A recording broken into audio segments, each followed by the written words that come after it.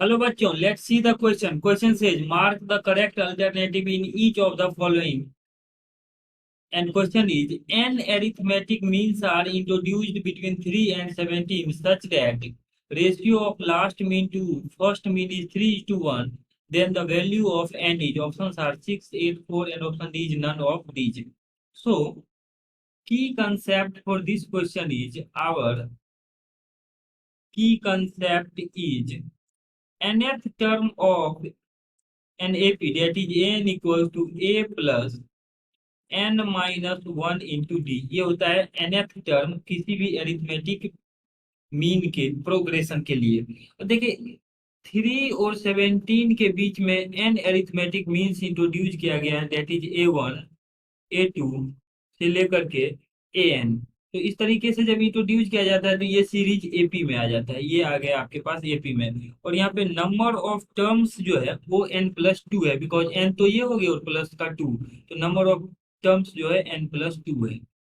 Number of terms n+2 है तो ए n+2 यानी n+2 टर्म जो है वो 17 हो जाएगा। तो इसका फॉर्मूला के अकॉर्डिंग देखें वैल्यू तो ये आ जाएगा ए प्लस ए का वैल्यू फर्स्ट टर्म 3 है, तो 3 प्लस एन के जगह पे n+2 है, तो n+2 माइनस 1 इंटू डी, ये आ जाएगा 17 के इक्वल। तो इसको सिंप्लीफाई कर लेते हैं तो हमारे पास ये आ जाएगा n+1 into D equals to 17 है आरएचएस में, और -3 इस तरफ आ जाएगा तो सिंपली बचेगा 14।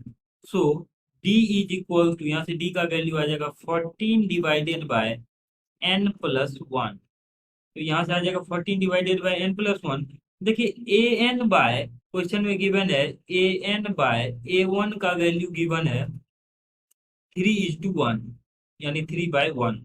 तो ए एन का वैल्यू कितना आ जाएगा, A N second last term है तो ये आ जाएगा an+1, because an+2 last term है तो सेकेंड लास्ट टर्म an+1 आ जाएगा, divided by A1 second term है तो ये आ जाएगा A2, सेकेंड टर्म को हम A2 से इंडिकेट करते हैं तो ये आ जाएगा 3 के इक्वल।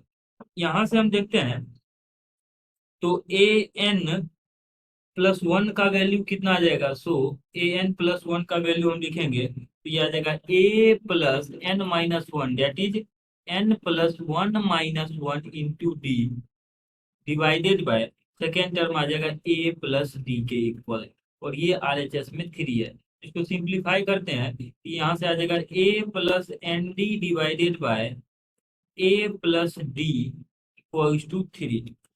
यहाँ से हम क्या करते हैं क्रॉस मल्टीप्लीकेशन कर लेते हैं। जब क्रॉस मल्टीप्लीकेशन करेंगे तो ये आ जाएगा a+nd इक्वल टू 3a+3d के इक्वल। अब a का वैल्यू हम यहाँ से 3 रख देते हैं, तो और डी का वैल्यू क्वेश्चन में हमने यहाँ से कैलकुलेट किया है, डी का वैल्यू है 14/n+1। तो ये आ जाएगा ए का वैल्यू पहले 3 रख लेते हैं और डी को एक तरफ कर लेते हैं तो ये आ जाएगा nd-3d इक्वल टू 3a और माइनस का ए दैट इज 2a बच जाएगा, और ए का वैल्यू अब 3 रख देते हैं हम यहाँ से, तो यहाँ से डी कॉमन कर लेते हैं तो ये आ जाएगा n-3 इक्वल टू 2 इंटू, और ए का वैल्यू 3 है तो 2 इंटू 3। डी का वैल्यू क्वेश्चन में हमने कैलकुलेट किया है तो ये है 14/14 डी का वैल्यू हमने यहाँ से कैलकुलेट किया तो ये है 14/n+1। तो ये आ जाएगा 14/n+1 into n-3 equal to 2 into 3 that is 6। तो देखिए इसको सिंप्लीफाई करते हैं तो ये आ जाएगा, यहाँ से क्रॉस मल्टीप्लीकेशन करेंगे तो ये आ जाएगा 14n-42, 14 इंटू 3 42 आ जाएगा, is equal to 6n+6।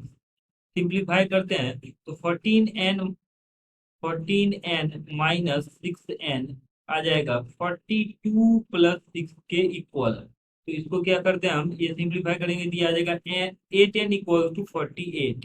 Therefore n equal to 48 divided by 8, simplify करेंगे तो ये आ जाएगा 6 के equal. Therefore number of term that is n का वैल्यू यहाँ से 6 आ रहा है, और यही हमारे पास रिक्वायर्ड वैल्यू था n का, जो कि कैलकुलेट करना था। अगर ऑप्शंस में देखें तो n इक्वल टू 6 जो है ऑप्शन ए में है, so option A is the correct answer. Hope that you understood it well. Best of luck.